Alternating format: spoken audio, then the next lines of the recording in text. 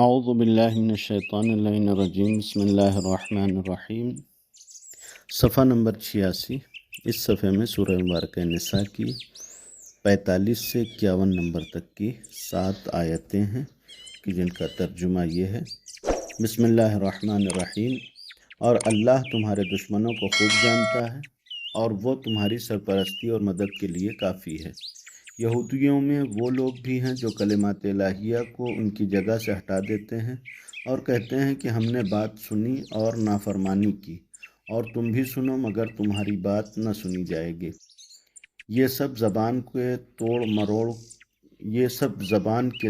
مروڑ اور دین میں طعنہ زنی کی بنا پر ہوتا ہے۔ حالانکہ اگر یہ لوگ یہ کہتے کہ ہم نے سنا اور اطاعت کی، آپ بھی سنیے اور نظر کرم کیجیے تو ان کے حق میں بہتر اور مناسب تھا، لیکن خدا نے ان کے کفر کی بنا پر ان پر لعنت کی ہے تو یہ ایمان نہ لائیں گے مگر بہت قلیل تعداد میں۔ اے وہ لوگ جنہیں کتاب دی گئی ہے، ہمارے نازل کیے ہوئے قرآن پر ایمان لے آؤ، جو تمہاری کتابوں کی تصدیق کرنے والا قبل اس کے کہ ہم تمہارے چہروں کو بگاڑ کر پشت کی طرف پھیر دیں یا ان پر اس طرح لعنت کریں جس طرح ہم نے اصحاب سبت پر لعنت کی ہے، اور اللہ کا حکم بہرحال نافذ ہے۔ اللہ اس بات کو معاف نہیں کر سکتا کہ اس کا شریک قرار دیا جائے، اور اس کے علاوہ جس کو چاہے بخش سکتا ہے، اور جو بھی اس کا شریک بنائے گا اس نے بہت بڑا گناہ کیا ہے۔ کیا تم نے ان لوگوں کو نہیں دیکھا جو اپنے نفس کی پاکیزگی کا اظہار کرتے ہیں، حالانکہ اللہ جس کو چاہتا ہے پاکیزہ بناتا ہے اور بندوں پر دھاگے کے برابر بھی ظلم نہیں ہوتا۔ دیکھو تو انہوں نے کس طرح خدا پر کھلم کھلا الزام لگایا ہے، اور یہی ان کے کھلم کھلا گناہ کے لیے کافی ہے۔ کیا تم نے نہیں دیکھا کہ جن لوگوں کو کتاب کا کچھ حصہ دے دیا گیا وہ شیطان اور بتوں پر ایمان رکھتے ہیں، اور کفار کو بھی بتاتے ہیں کہ یہ لوگ ایمان والوں سے زیادہ سیدھے راستے پر ہیں۔ یہ آیات، اس میں سے سب سے پہلی آیت جو ہے وہ گزشتہ صفحے کی آخری آیت سے مربوط ہے، جس میں بعض اہل کتاب کا ذکر کیا کہ خود بھی گمراہ ہیں اور پیغمبر آپ کو بھی یہ گمراہ کرنا چاہتے ہیں۔ اب یہ جو گمراہ کرنا چاہتے ہیں بظاہر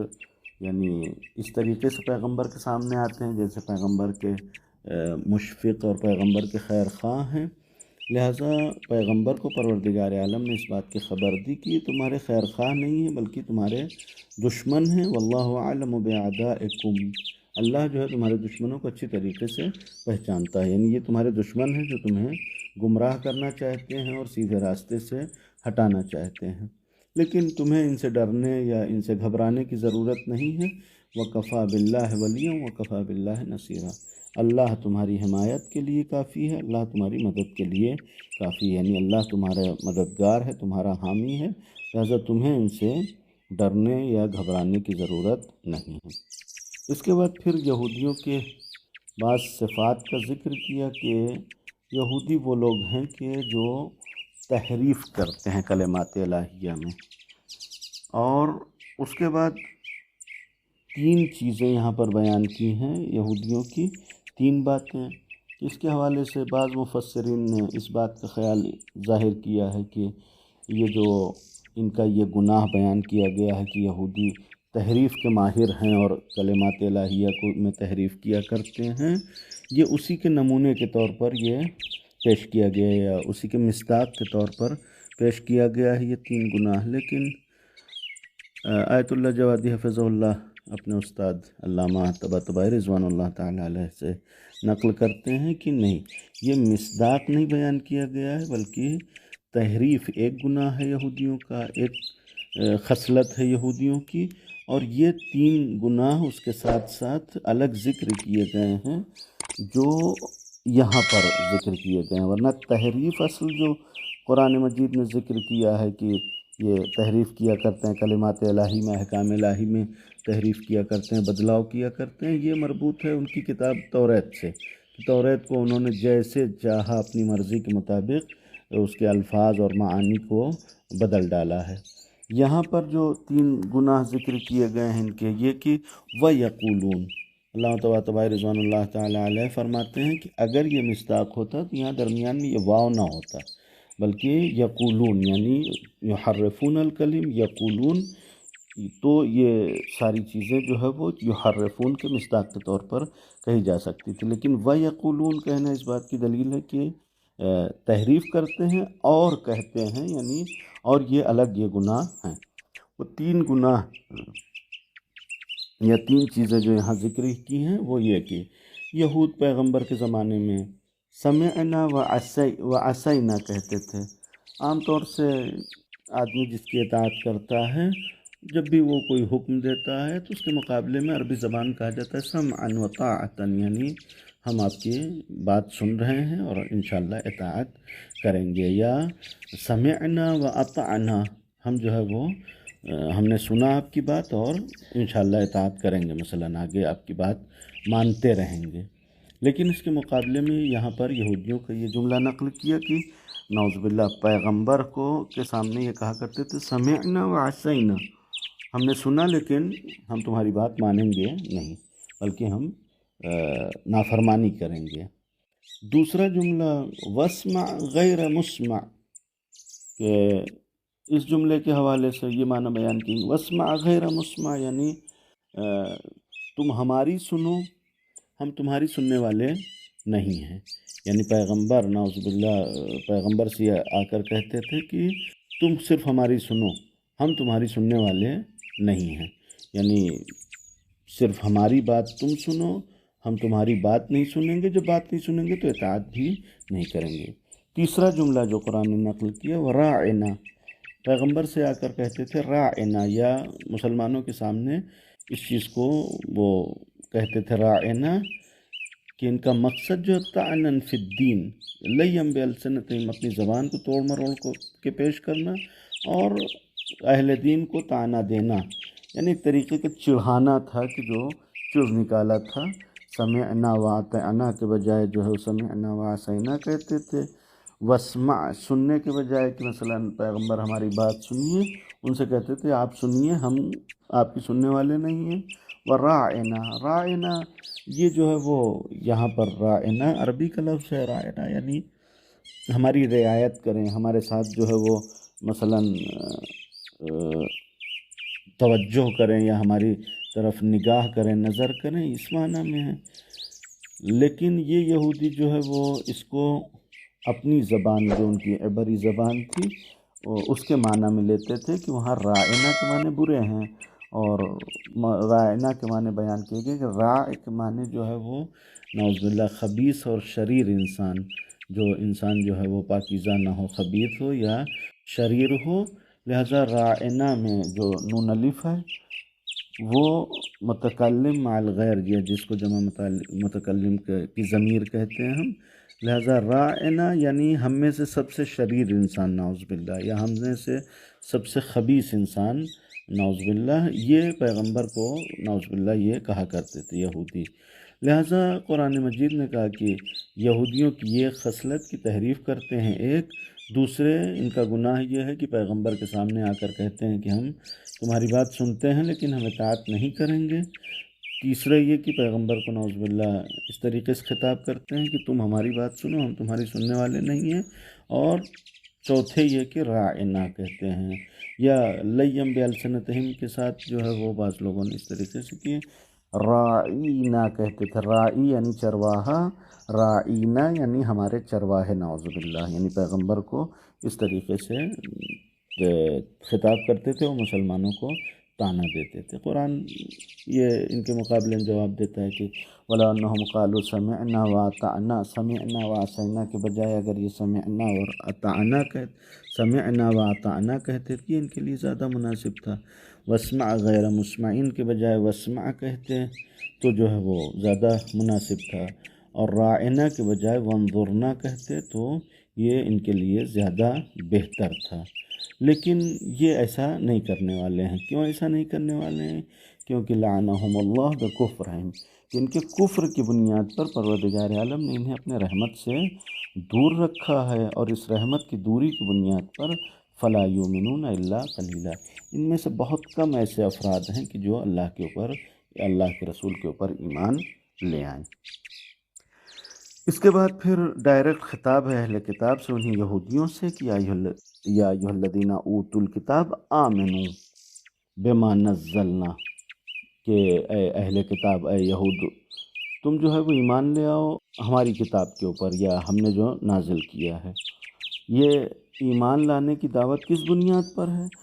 اس لیے کہ یہ جو ہم نے نازل کیا ہے مصدقا لما معکم من قبل، لما معکم، یہ جو تمہارے پاس ہے کتاب اس کی تصدیق کرنے والی ہے، یعنی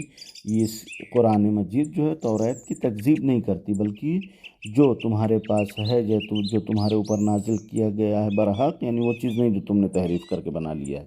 بلکہ جو برحق خدا کی طرف سے نازل کیا گیا ہے قرآن مجید، اس کی تصدیق کرنے والا ہے، لہٰذا اس کے اوپر ایمان لے آؤ۔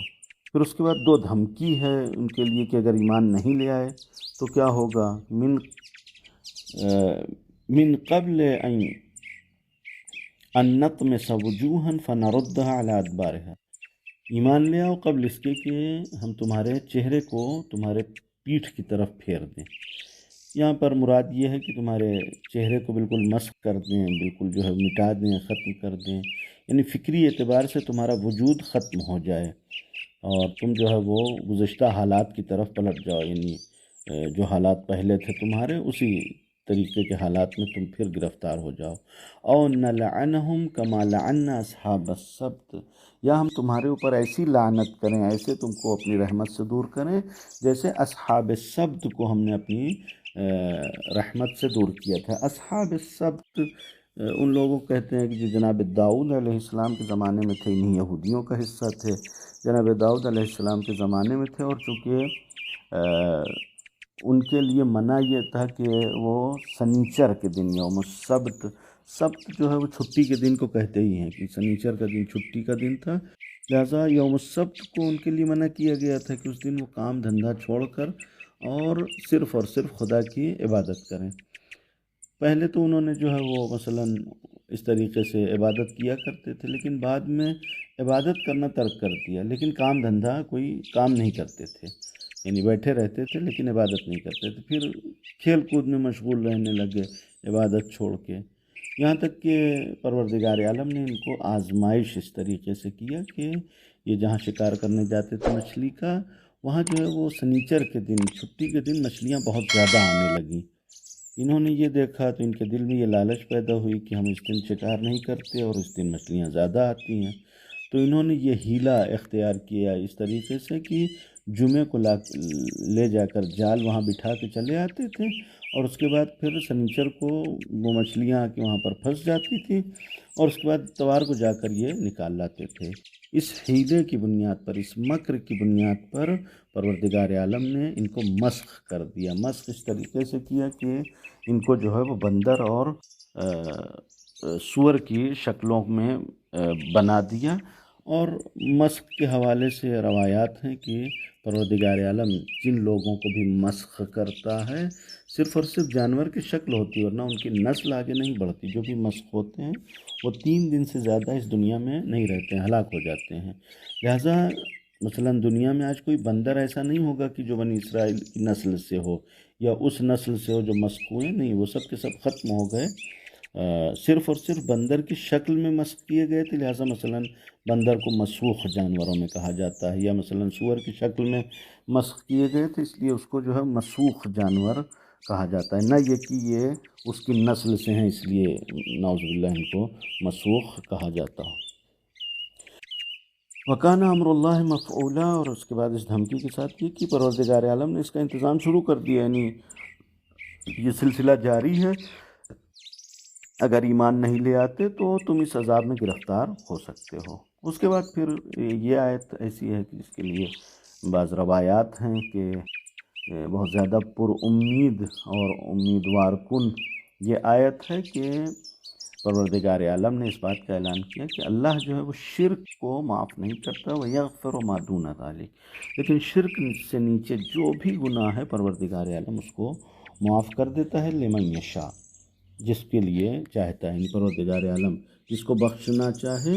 اس کو شرک سے نیچے اگر اس کا گناہ ہے تو اس کو بخش دیتا ہے، اس کو معاف کر دیتا ہے، کہ اگر انسان جو ہے وہ موحد ہے، یعنی اپنی توحید عقیدہ توحید کے اوپر برقرار ہے،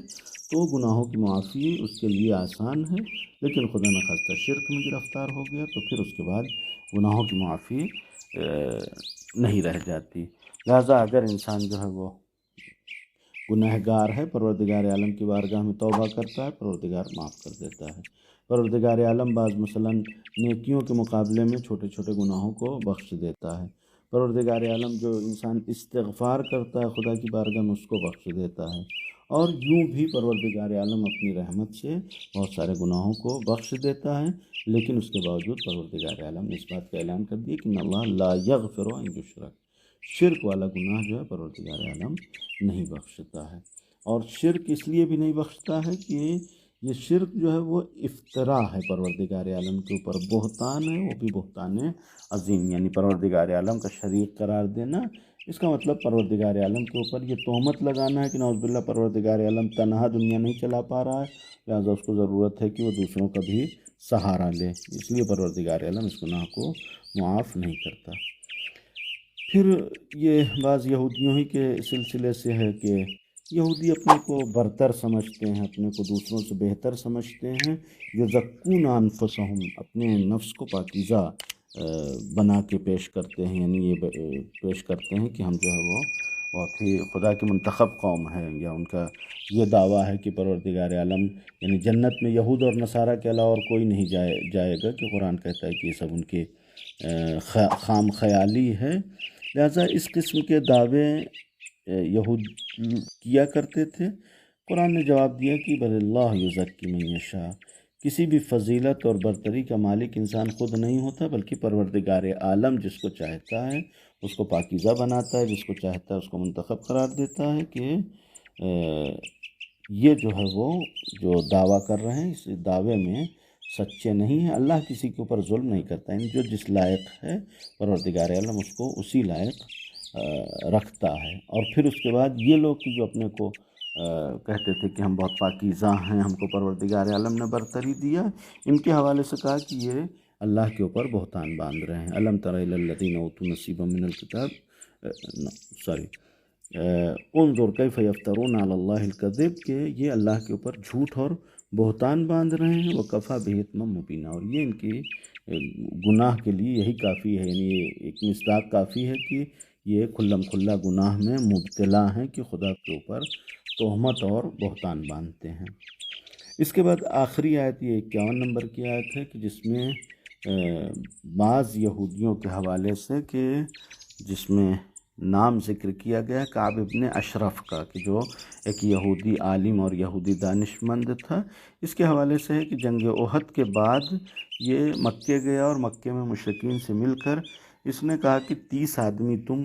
لے کے آؤ اور 30 آدمی ہم یہودیوں میں سے لے کے آتے ہیں۔ یہ 30 کے 30 یعنی 60 آدمی جائیں گے اور کعبے کے اوپر اپنا شکم مس کر کے کعبے کی دیوار سے، اور اس بات کا عہد اور پیمان کریں گے کہ پیغمبر سے اپنی آخری یعنی خون کے قطرے تک لڑائی لڑیں گے، جنگ کریں گے۔ یہ کام ہو گیا، اور اس کے بعد یہ 60 لوگوں نے معاہدہ کر لیا آپس میں کہ پیغمبر سے جنگ کریں گے۔ اس کے بعد ابو سفیان نے کعب ابن اشرف سے کہا کہ ہم لوگ تو جاہل لوگ ہیں، ہم لوگ تو پڑھے لکھے نہیں، لیکن تم تو عالم کتاب ہو، تم تو مثلاً اللہ والے ہو، یہ بتاؤ کہ ہم زیادہ بہتر ہیں یا نعوذ باللہ یعنی محمد کا دین بہتر ہے، یا ہم زیادہ بہتر ہیں؟ کعب ابن اشرف چونکہ بہرحال ایک طریقے کی چاپلوسی کا بھی تقاضا یہ تھا کہ ابو سفیان کی تائید کرتا، اس نے کہا کہ تمہارا دین کیا ہے، تم کیا مثلا کس دین پہ ہو، اپنے دین کی وضاحت کرو تو دیکھیں کہ کس کا دین جو ہے زیادہ بہتر ہے۔ ابو سفیان نے کہا کہ مثلا ہم لوگ جو ہے وہ خدا کے گھر کو آباد کیے ہوئے ہیں، حاجیوں کو کھانا کھلاتے ہیں، پانی پلاتے ہیں، حاجیوں کا استقبال کرتے ہیں، اور یہ ساری نیکیاں ہم انجام دیتے ہیں، اور اس کے مقابلے میں محمد نے نعوذ باللہ قطع رحم کیا ہے ہم لوگوں کو کے ساتھ، جو ہے مثلا دھوکہ کیا ہے، اور ہمارے آباء و اجداد کے دین کو جو ہے وہ ترک کر دیا ہے۔ یہ ساری باتیں سننے کے بعد کعب ابن اشرف نے کہا کہ ہؤلاء اہدی من الذین آمنوا سبیلا، یعنی ابو سفیان سے کہا کہ تم لوگ جو ہے وہ صاحبان ایمان یعنی مسلمانوں سے زیادہ ہدایت کے نزدیک ہو، زیادہ خدا کے نزدیک ہو، کہ قرآن اس بات کی مذمت کرتا ہے کہ یہ جو کتاب کا علم رکھتے ہیں، یہ جو اہل کتاب ہیں، یہ جو موحد ہیں، یہ جبت اور طاغوت کے اوپر ایمان لے آ رہے ہیں۔ یعنی مثلاً ابو سفیان مشرک تھا، وہ بتوں کی پوجا کرتا تھا، جبکہ یہودیوں میں بتوں کی پوجا جو ہے وہ بتوں کی پرستش منع تھی، حرام تھی، اور وہ اپنے کو موحد کہتے تھے۔ قرآن مجید اس لیے ان کی مذمت کرتا ہے کہ باوجود اس کے کہ اللہ نے ان کو کتاب کا علم دیا ہے، یہ توحید والے ہیں، یہ موحد ہیں، اس کے باوجود جو ہے وہ جبت اور طاغوت کی تائید کرتے ہیں یا اس کے اوپر ایمان لے آتے ہیں، اور جبت اور طاغوت کی پرستش کرنے والوں کو مومنین سے زیادہ بہتر قرار دیتے ہیں۔ والسلام علیکم ورحمۃ اللہ وبرکاتہ۔